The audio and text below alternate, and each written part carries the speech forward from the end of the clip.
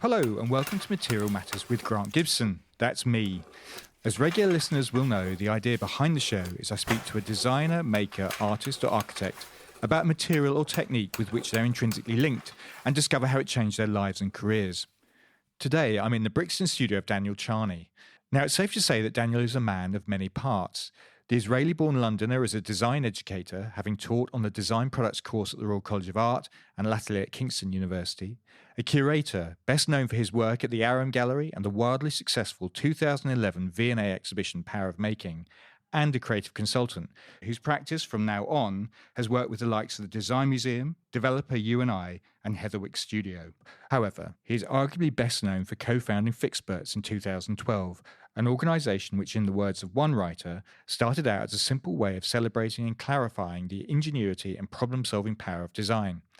Since then, as we shall see, it has become rather more than that. In 2019, Daniel was awarded the Design Innovation Medal from the London Design Festival, which celebrates entrepreneurship in all its forms. Daniel, thank you very much for doing this. Oh, thank you. Hopefully live up to that description. Was that reasonably accurate? Yes, very accurate. Good. Yeah. I'm glad. I mean, can we start by talking a bit about the building we're in? I mean, it's important to point out this is a working studio and office, so there is a bit of background babble. Yeah. But from the street, we're in the seventh floor. And we're in the seventh floor. From the street, it looks like a conventional kind of office block. But when you come in here, it definitely isn't. So can we talk about what's going on here? It is. It's the old Lambeth Council offices, but a group called Three Space have taken it over for 5 years to create affordable workspace and create a community of like-minded people, but not everyone is connected to everyone. It's quite diverse. We're on the seventh floor as part of both From Now On, our consultancy, and Fixperts, which is a social enterprise. And there's loads of other social enterprises like Restart and Edible Lambeth and Library of Things, Project Brixton. And so it's also a community that's connected to the area. And it's a creative hub, even if it's called that. So what brought you here in the first place? We were looking for a place where Fixperts would be with like-minded organizations, social enterprises, and also the distance from home. Well, From Now On, we end up talking to clients about new formats, new ways of working, creative hubs or hubs, and the difference between hubs and clusters and networks. And being in one gives us a really good understanding of the workings. This one is particular because it's also, sometimes we call it the antidote to WeWork. It's kind of, people make their own environment a lot more, I think. And it's worked very well, but also connected us to other people, so new collaborations. Very good. I mean, can we talk about Fixperts in the first instance, which launched in 2012 with, you co-founded with James Carrigan initially? Yeah. Initially it was a kind of micro-volunteering idea for designers, makers, engineers to go out and fix something for someone. Then quite quickly I realized that it could be a very interesting learning format, and I rewrote it as a learning program. So when you say a learning program, what is that? It's actually a framework that can be taught in design education formats at the beginning. It's grown since then to other disciplines and also beyond the discipline. But in really simple terms, it's about gathering a group of people to go out into the community or somewhere, meet someone, then identify a problem with them, then go and try and fix up a prototype that they then take back to this person, get real feedback from a real person, and then improve it and give it. They then tell the story of the person, the problem, and the fix in that order. So making a film is part of the learning experience. Teamwork is part of the learning experience. Empathic modeling, a lot of design discipline tools, universal design, human-centered design, all of these are kind of packed into quite easy to apply format. And tutors around the world, I think 41 universities now in 20 countries, wow, are teaching it to teach the things they're interested in. So it might be about innovation, or someone might be about sustainability, and someone might be about aging well. Other people are about engaging with communities. So in Kyoto, for instance, they have this, they call them the invisible people, so layers of the campus or the society that the students wouldn't have engaged with otherwise, and they have to in the tutors. So people apply it to their needs, and it's become a format that they share, and then we share all the results. All these 1-minute films, 1 to 3 minute films, are on this archive. This archive has become the teaching tool. So how many films are there now? We don't quite know, because people do it. The most recent ones came from Mexico, from a university we've not been in touch with. They've just downloaded our free open source guidelines. Off they went. And UAM, I think, they I think around make it 650 films now. Our archive online has about 550, and we're still logging them in and sharing them. We create playlists, and then teachers in secondary schools can use these playlists. You know, it might be about digital fabrication, or it might be about the idea of working with someone older, or they use these playlists to teach design and technology, sometimes other things. A playlist being a collection of the films that have come in from. It's a user-generated content. It's a system that it's a curatorial construct of making it as useful for as many of the people that want to use it. And when you started it in 2012, did you have a sense of where it would go? Not really. We kind of thought it would connect designers and makers back to making something for someone. So that's remained, this kind of using your creativity in social context.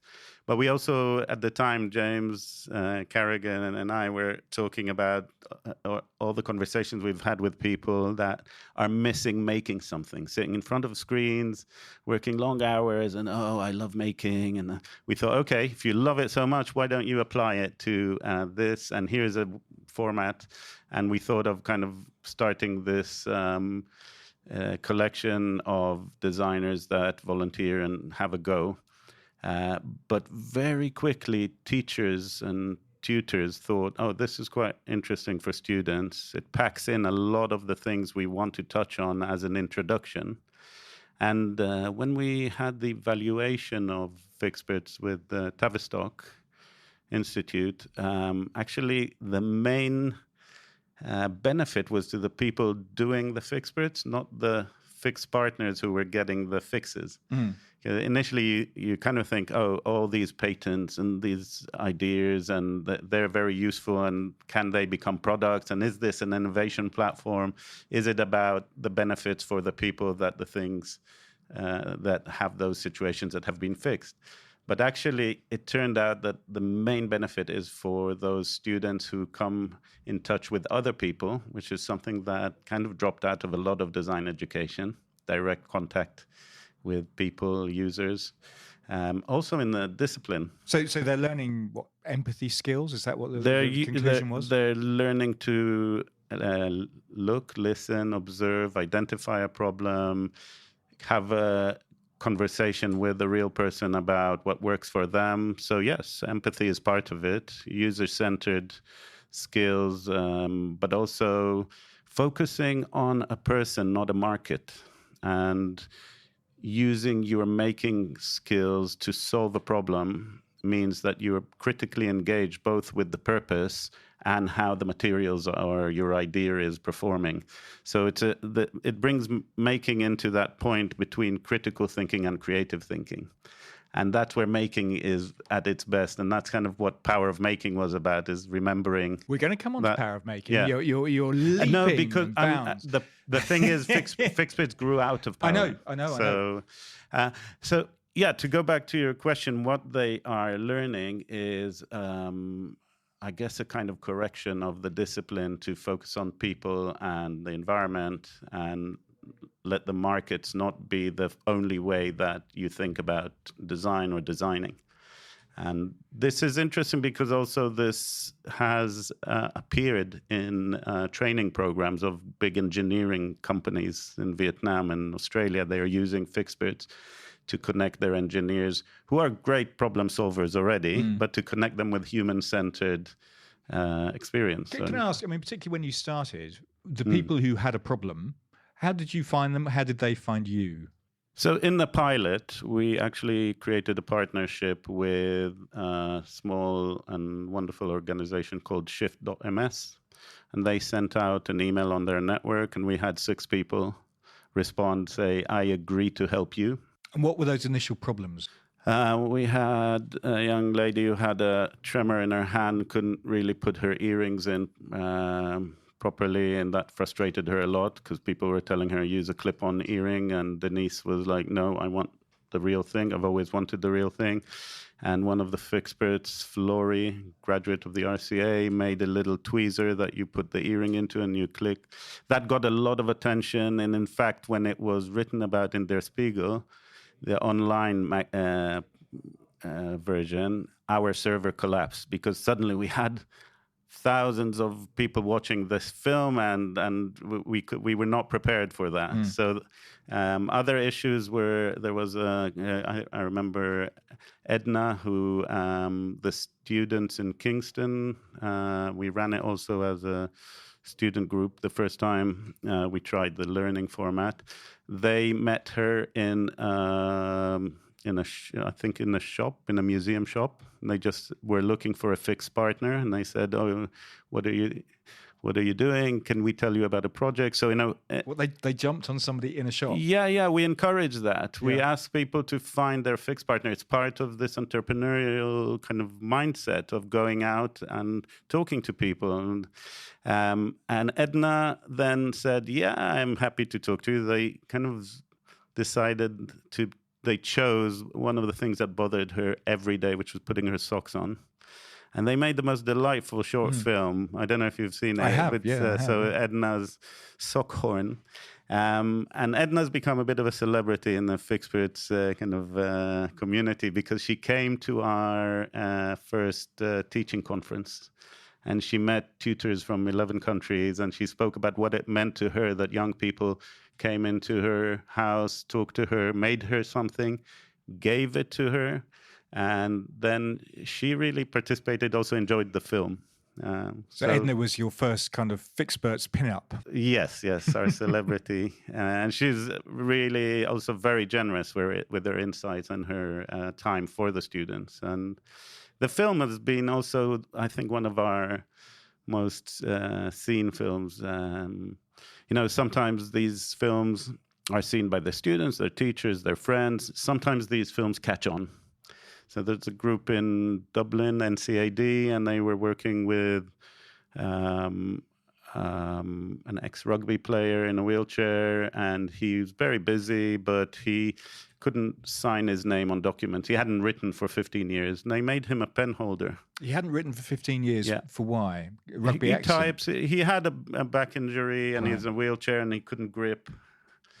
So people were holding things. He found technological solutions, but the idea of writing his own name very much excited him. And when they solved it very nicely with a wooden... like a block. I've seen the film. Yeah, it's quite a nice, almost mixture between a pebble and a rock, kind of wooden bird, and the pen's inside. And he wrote them a note, which has also become really important in our kind of, mythology. It's that they helped him write again after 15 years, and the world needs people like them to solve problems. And that even helped us understand Fixperts a bit more in terms of what we're for, what it's for. And that has also fed in, every time you come across this kind of very emotional moment, you kind of then reflect on it and you think, what happened there? And actually, something that this fixed partner said has made its way all the way into our theory of change and the way we see the organization shifting from being the first shift from being about this kind of idea that designers and makers are the Fixperts to everyone can be a Fixpert, and that's a mindset that is a life skill on one hand, but in disciplinary and professional level, it is about the human-centered design. It is a disciplinary discussion. So we had a split in Fixperts, in a way, universities and disciplinary to schools and life skills. And that's the thing that grew into Fix Ed or fixing education. Yeah. So Fixperts, once we understood that in university level, it's about the experience of the students, and they go into social design, systems design, service design, that kind of applying their making and their thinking to logistics and systems, but experiencing it through a real person first. That's a kind of disciplinary discussion. What's going on with the design discipline, diversifying so much, and how do we kind of steer back that very important strand of people, focusing on people and the environment, not only on markets. In schools, it's not about being even a creative sector employee in the future. It's really about life skills. It's about these moments where you are facing change and you have that ability to respond to it. So when we talk about Fix Ed, it's about more people being more capable of responding creatively to change. That's kind of the and that we learned that through all these interactions and stories that we came across, and also what teachers are telling us and students and pupils in the way that they enjoy making with a purpose. Because there is something of a zeitgeist around repair. Particularly at the moment, the Repair Shop is this enormous show on the BBC, for instance. Do you feel you take some responsibility for this, Daniel? I'd say pleasure and responsibility. I mean, it's amazing to see these things in mainstream. You know, we're part of something that we would have hoped that would come earlier. But it's brilliant to see people interested in that. We could call it this axis of care. Axis of care. Yeah, I like that. I guess from maintenance, or let's start even deeper, from conservation, which is a highly caring and creative and knowledgeable, in-depth relationship with this world, all the way through, repair back to what it was, to fixing, adapting, hacking, and fixing as we use it. It's really a metaphor for, it's like a core metaphor for building and making. We use it quite broadly in the sense of fixing a situation. And that connects to behavior, looking at behavior, and maybe even not doing it through materials, but through rethinking the order of something. That could be a creative response, or making a barrier or removing a barrier. Could be the focus of a fix. Whereas sometimes it is, because I come from product industrial design, a lot of the beginning was about things. I'm glad you mentioned where you come from, because I'm keen to get into your background a little bit. You grew up in Jerusalem. Amongst other places. Were you designing and making as a child? Yeah, I think so. Your dad We didn't call it that, but... what did you call it? It's just...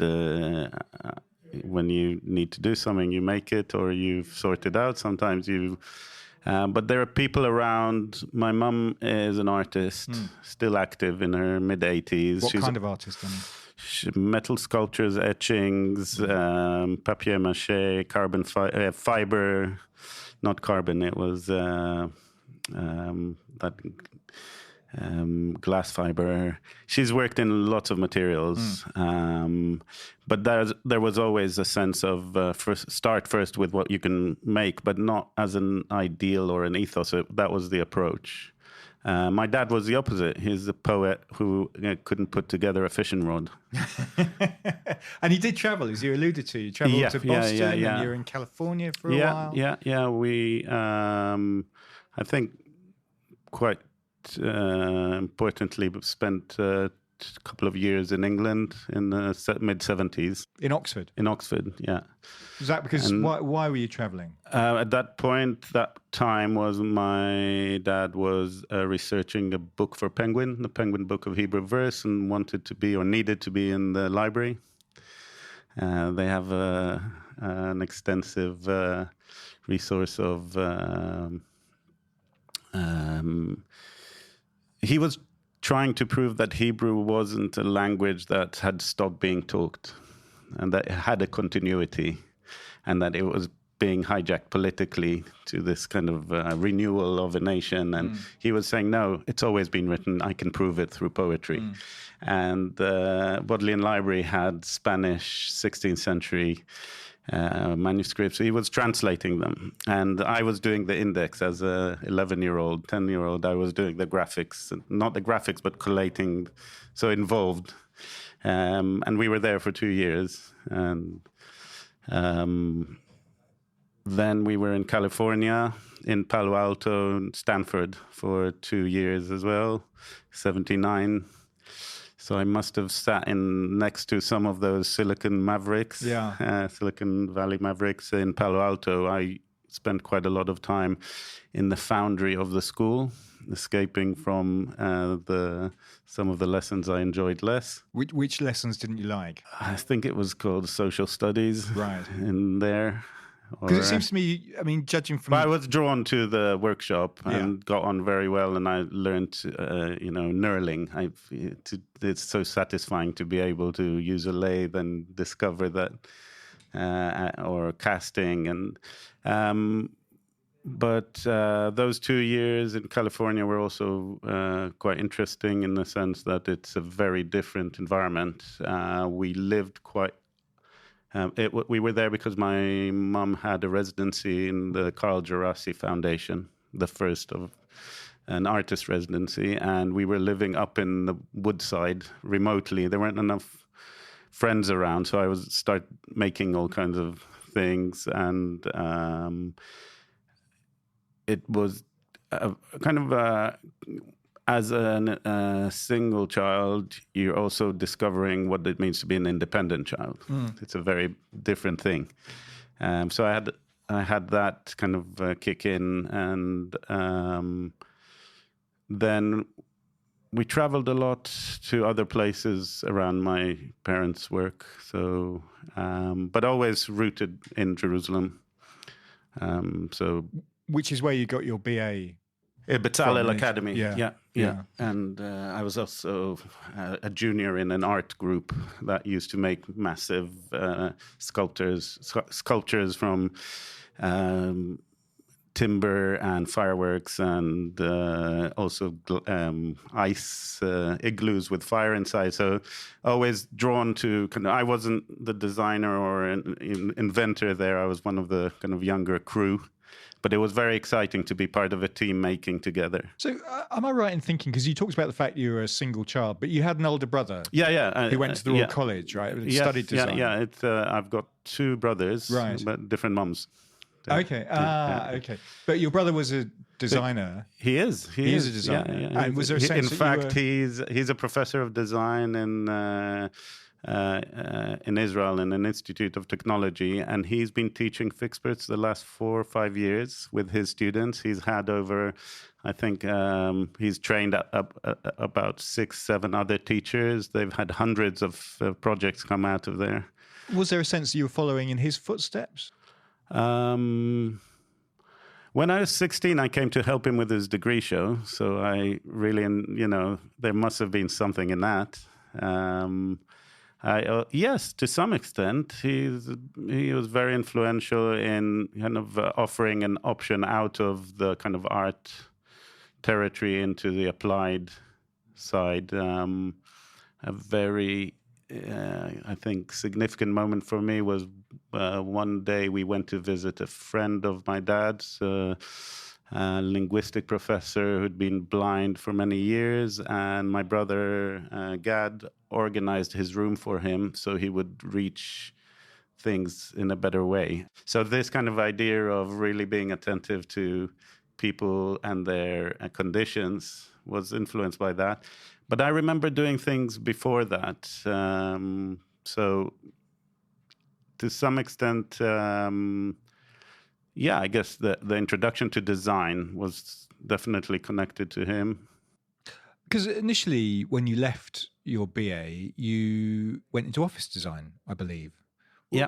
How did that happen? Was that always an ambition, or No, not at all. It was work. I worked on office systems, a bit of laboratories. Office systems for whom? It's a company called Finish, who worked with Technion in Canada, and I was doing PVC edgings,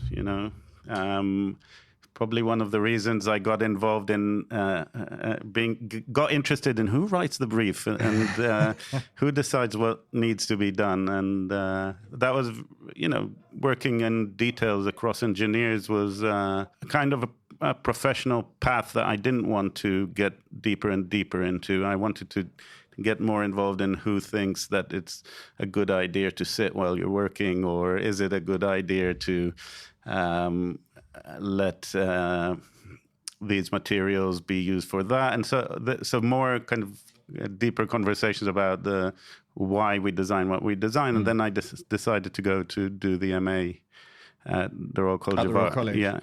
But I was also running a company at the time, with a friend. And we were designing home offices. So it was 92. My BA degree show was a home office secretary, because I saw people starting working at home. And it was thinking about where the cables go and where the printer goes at home. It was quite early for that kind of thinking about changes in the way people work. But we ran this company for 3 years, and we designed and made everything. So one client we were working with ash, another client we were working with square section tubes in metal. So it's all bespoke, in other words. All bespoke, a really bad business plan. Yeah. So was there a moment where you thought, I'm going to chuck all this in and I'm going to go to London and I'm going to get an MA from the Royal College of Art? Yeah, and also I wanted to shift the conversations I was having. I thought I was discovering I'm better at having those conversations about why you do stuff than what is the actual detail. But I'm also, I very much enjoy that moment of generating and shaping in the workshop. So there was for many years, and there was this kind of split or dilemma, or, only in things like Fixperts it's coming back together, or when in the Aram Gallery, when, I'm curating something about prototypes and experiments, and I'm able to connect back these two strands. So what was your work like at the Royal College? I designed a scent recorder, which was collecting... A scent recorder? Yeah, reactivating memories through smell. A piece of furniture for libraries, which was called a browser. This was before we had browsers, I think, as a word. And it was... So it's very much about the relationship, the kind of evocative, inspiring situations that we get into in response to, or how things and objects and situations push us into the next idea. As a browser, it was a step stool, but with a glorified name. And it had placed, and the idea was that in a bookshop, when you're holding books, but you haven't decided if you're buying them or not, but you don't want to lose them, so you need somewhere to put them temporarily, or you might want to read a bit. So it was all about that kind of looking for inspiration in a library. So that's what I was doing at the RCA at the time. Also, one more thing, I guess, I got very much drawn to the material library. Margaret Pope was the one that set it up there, and they were dismantling it. They were about to dismantle it, and I'm trying to save it. When you graduated, you became a teacher. I mean, you literally stepped into teaching at the Royal College of Art. Yeah, true. And I'm intrigued. Was that always part of the plan? No, not at all. How did that happen? And was it strange? Because presumably you ended up teaching very strange. people who had been your colleagues. Also, I had been, I guess, 28 when I came to the RCA. I'd had already 3 years of industry, and I did my BA before that, and I had taught already 3 years at Bezalel. So this thing of studying, and then, so when you're studying, one of the things you learn if you're looking is how you're being taught. So you're all the time, the one consistent thing that I've always been learning, I guess, is the learning situation and the teaching. And that's become the kind of, I guess, the core of everything I do, including today. It all comes somehow connected to kind of being an educator. But yes, I got involved in, at the time, Ron Arad was bringing together the furniture design department with the industrial design. And I had exactly that combination of experience, having worked in the furniture and having trained as an industrial designer and done a bit of plastic injection, done a bit of timber, done a bit of kind of a mix of traditional and new technologies for then. It was just very lucky. But initially, I got a phone call, I think a week after graduating, from Ron's office inviting me for an interview for work. He opened the portfolio and his partner, Caroline, was there. And about 10 minutes into the conversation, she got up and left. And he looked at me and said, "You're unemployable." Which was, not the thing you want to hear in a job interview. And then he said, "But, you have a lot of ideas and you're interested in ideas. And I'm just about to start this course. Would you like to try teaching?" And I said, "Yeah, I thought that's what the interview was about." And he looked at me, and from that point, we understood that we can have shortcuts in conversation, and it would work. And we worked together for 10 years. So you were at the very beginning of design products, as it Yeah. became, In fact, right? I've got the drawing that we did together, thinking about what's the system going to be. And he was looking at the AA system of those studios. Units. And I said, why don't we think about something more open than a unit? And we thought we could use the term platform, because you kind of embark on a journey and you might swap platforms. And then I've still got the sketch of the first kind of year, like how do we break across platforms? And what happened there is that he was very open to new formats, and I'm interested in new formats. So I introduced all kinds of experimental ways of getting people together or mixing between we invented this intensive tutorial day, where people pitch a part of their project to a tutor they're not used to. So you have a grid of all the people, and you get 5 or 6 tutorials during that day. So you're improving your idea, but with people you haven't. So same idea. Maybe, but, or maybe not. Is no, but you're on. allowed to change completely, right, because no one knows during the day. So it's very intensive, and you are free in a way. And if something works, you do it. You talk about it more. If something doesn't, you change tact. And that's very much a process that I appreciate, that you can dislocate from an idea and move to another one, or you're starting a number of ideas. And that's why I'm also a massive fan of starting to make while you're still not sure what you're making, because some of the thinking that happens is generated through the making. Thinking through making. If you want to call it that. I just did. And how did it feed into your practice? So at the time, I started curating the Aram Gallery. Yes. 2002, I think. 2002, according to the CV. I was invited to... Zev Aram had been visiting universities and collecting graduate works for industry to see years before, and he wanted to revisit this format. But when we met, I thought this is actually something that a lot of other people are doing. Designers Blog, the Design Museum, a lot of people were already visiting graduate shows and collecting. We should probably explain where the gallery is. I mean, Aram is a big shop in Covent Garden. Yeah. The gallery was on the top floor and became this kind of, as you're going to describe, I imagine, this kind of experimental this space. was the challenge. It's in an amazing retail environment. Yeah. And it's the 3rd floor, and the challenge is to create a cultural space which is different from the store and different from the showroom, but actually complements it and brings new people in. And one of the things that we agreed on was that graduate work is interesting, but there's also very mature experimental work which is interesting. So we shifted the description of the gallery to experimental or new. And that allowed for this new format to emerge, which was prototypes and experiments, which I think they're still running. They're still doing. Yeah. Which meant also that as a gallery, one of the things that Zev agreed is that it wouldn't be a commercial space. So I could go in and have conversations with people in their studios and bring in unfinished things. And that became much more interesting for me, bringing in things that people had on their shelves rather than already in the stores. So you're under no commercial pressure in that sense? In that gallery, no. No, that was part of... Also because as a practitioner, I couldn't be there. I was teaching.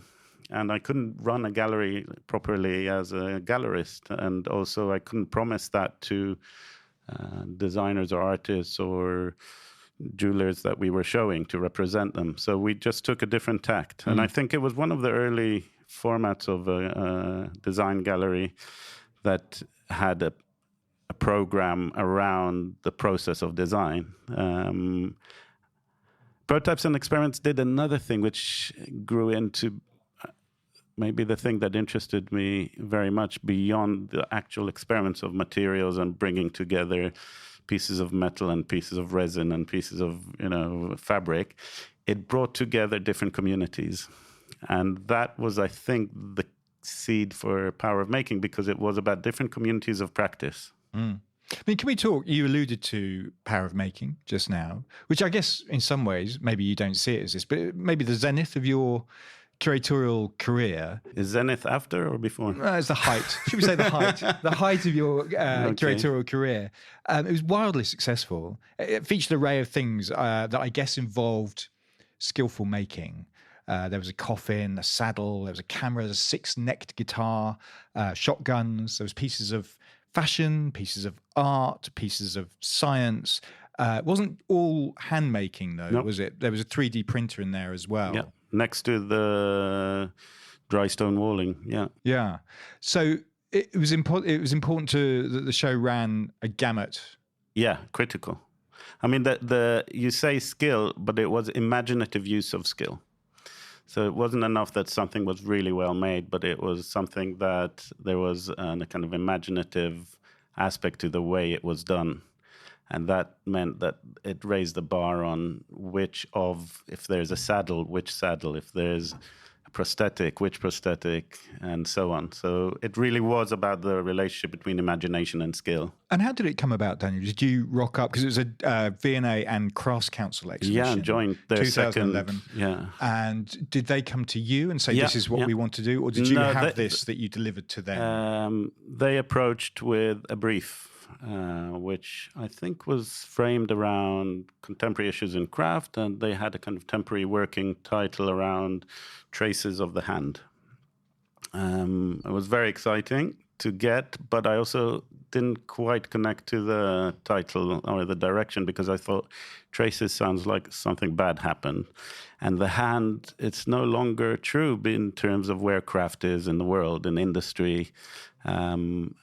So there was a steering group from both organizations, and I was really thinking, what is the thing that they share? And I went into their kind of mission statements, and I found this sentence about inspiring future makers. And I thought, okay, this is a good place where they meet and my interest meets and what I think is needed. It also hit me at a time when I was beginning, or already not just beginning, I was seeing a very upsetting trend in students' relationship with making in the workshop. Afraid of machines, going there very late in the process.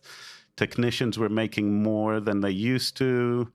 And I thought, this isn't really a positive direction. We need to kind of remind people that making is a way of thinking. It's a valid...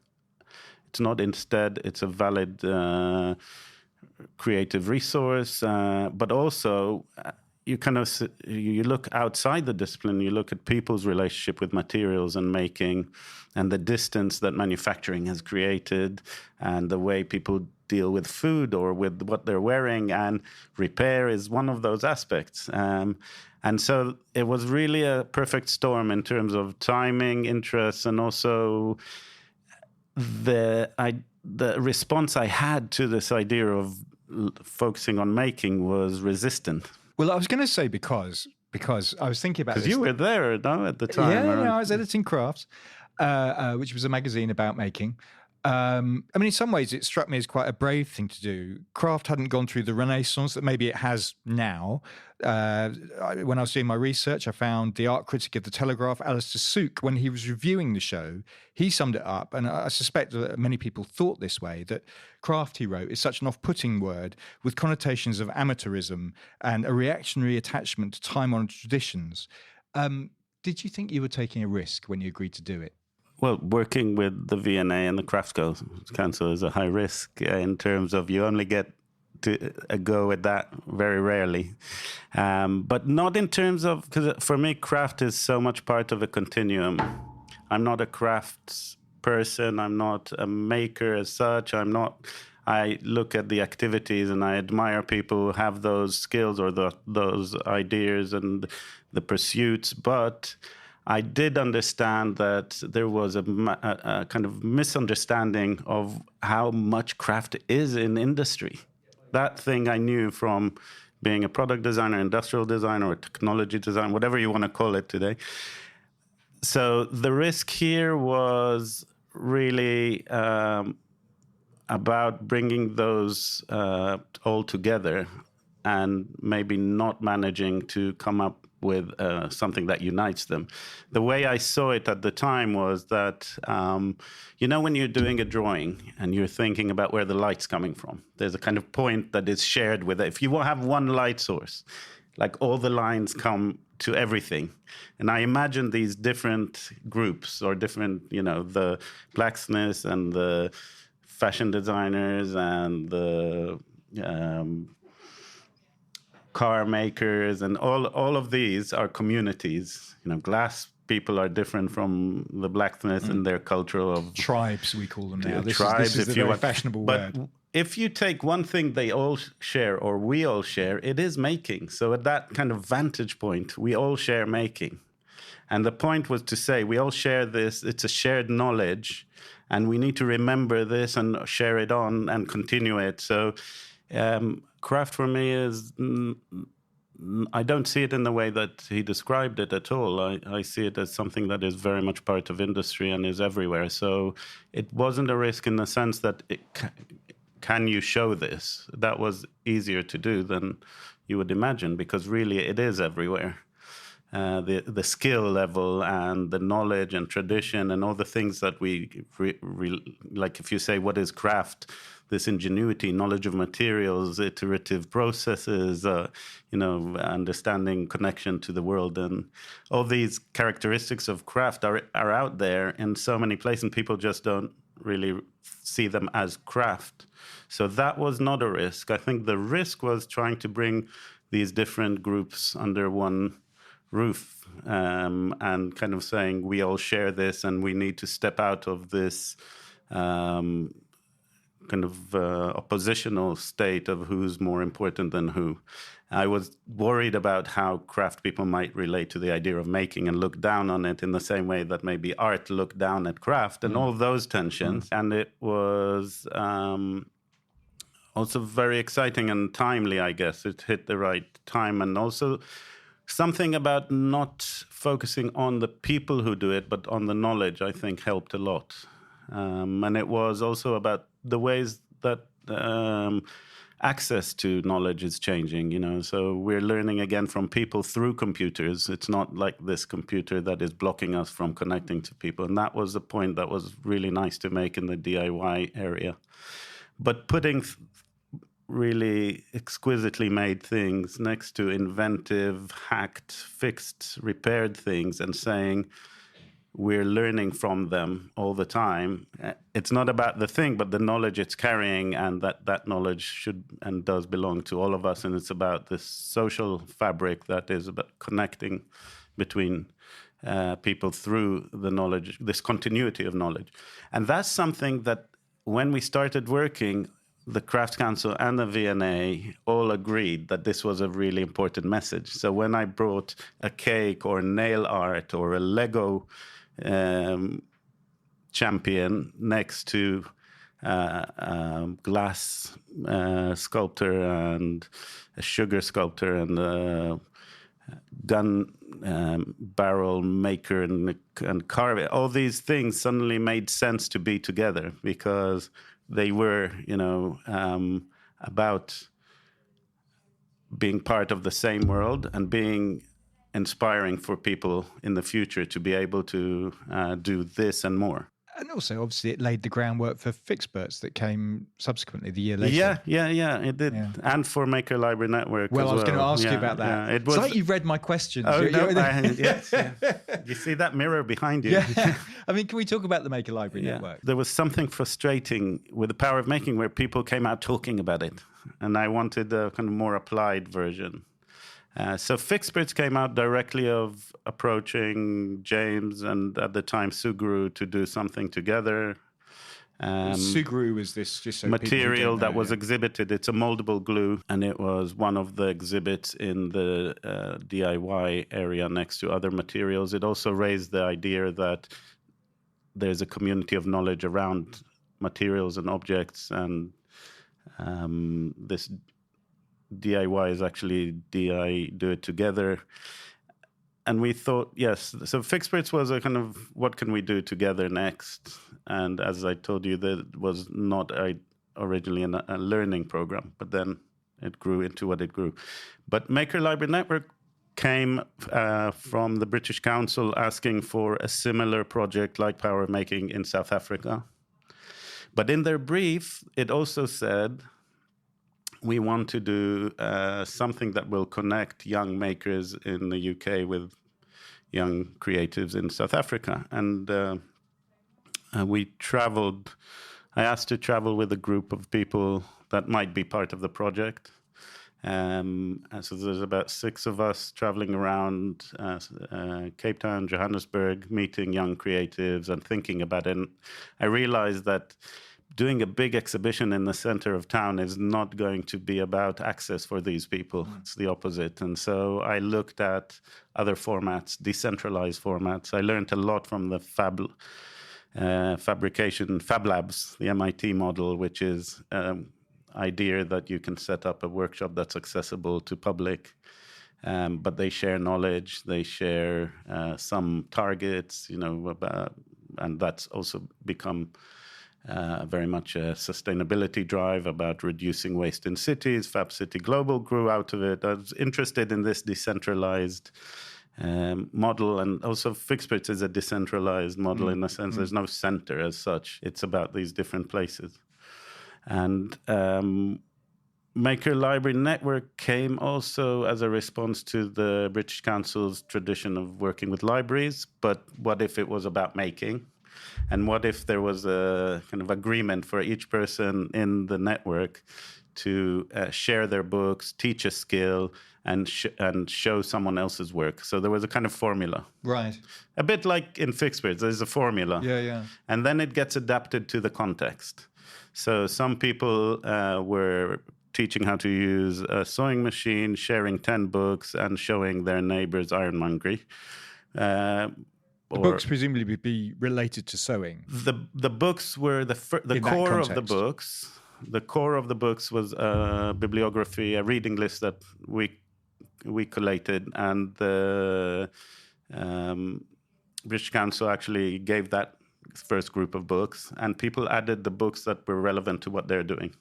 So they all shared that core reading list, and we also did the parallel online, so it was as digital as it was physical. So people could see what other people were doing. People could see what they were reading. They could see what happened there is that actually we started connecting.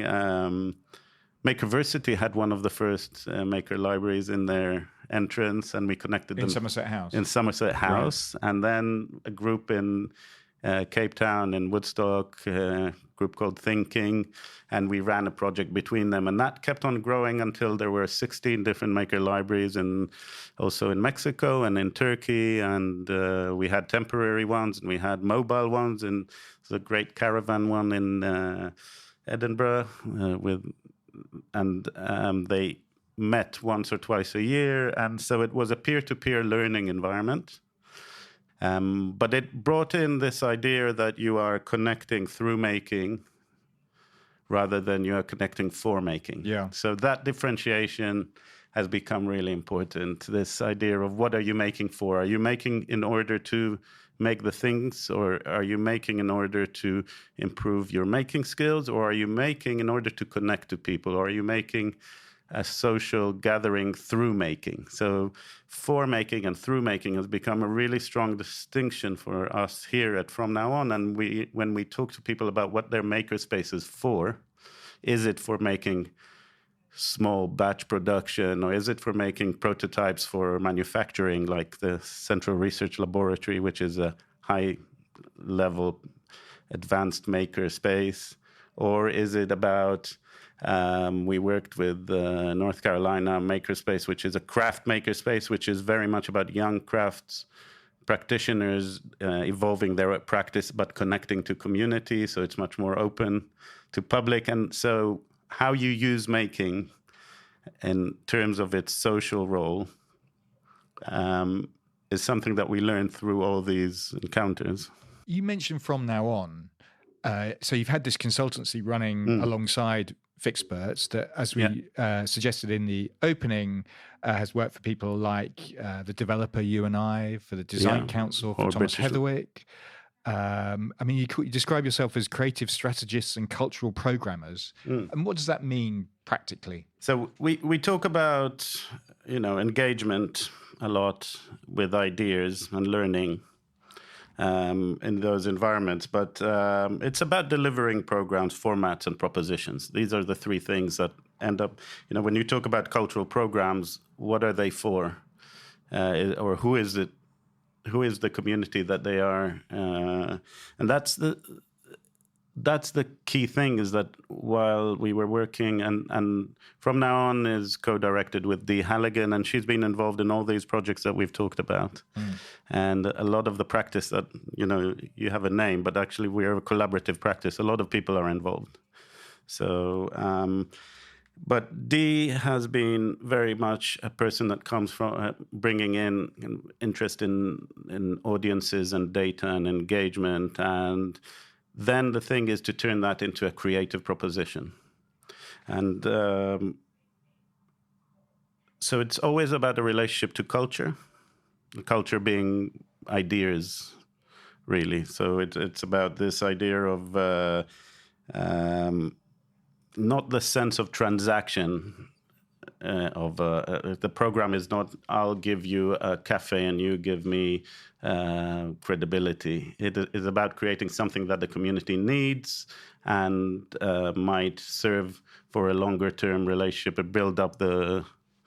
Doesn't make sense yet. Yeah, it does. Okay. But in the sense of, say, take the You and I example, who, when you were working with them, were called the Cathedral Group. Yeah. What have you done for them? What does From Now On do with So they were like working on Hayes and Hillingdon, the old vinyl factory area. And they had a notion that they wanted a makerspace in the sense of for the public to come in and use it. But there was no public that wouldn't make sense there. And we were invited to look at what we proposed, learning the history and heritage of the place, of the Central Research Laboratories and the innovation, the connections to Brunel and the local potential of and history of innovation and making. We kind of said, why don't you think about this direction of, in this digital era, bringing back more of the physical, where East London is very much about the digital. Why doesn't West London complement it and connect back to the story of making and in this Industry 4.0, which is sometimes called this kind of new technologies, where you can actually manufacture again small batches and prototype. And so we came up with this idea that it would be an accelerator, which is now active, and it would lead to small companies setting up and a co-working space. And so it became a model for You and I, which they then moved to other places. So what we did there is come up with a program that fits the conditions and the potential. It's a proposition. Yeah. Yeah. Daniel, I'm very aware that our time is nearly up. So it's that kind of final question of what your future plans are. More fixing, more consultancy? Definitely more fixing. I mean, we need a lot of that, don't we? There's a lot of things that could be different, and a lot of people that are interested to imagine alternatives. In the fix ed arena, we're looking really, after our experience with trying to get into school system and finding it very difficult, we're looking at the future rather than now and trying to see if we could come up, being very applied, can we come up with a resource of who's doing interesting things and publish something that can show new models, new formats for learning. Project-based learning is something that is hard to do now. We think it could be amazing for schools to engage with that. And so we're bringing people together to collect a kind of resource. That's our project this year. Every year we do a project. Last year we did Fix Camp for 9 to 14-year-olds with the Royal Academy of Engineering. That was exciting, but it's one example of a format. We know other people are doing other exciting things, so we want to curate something useful. Daniel, that was fascinating. Thank you so much for your time. Thank you, Grant. It's always interesting discovering what comes out when you're asked a question.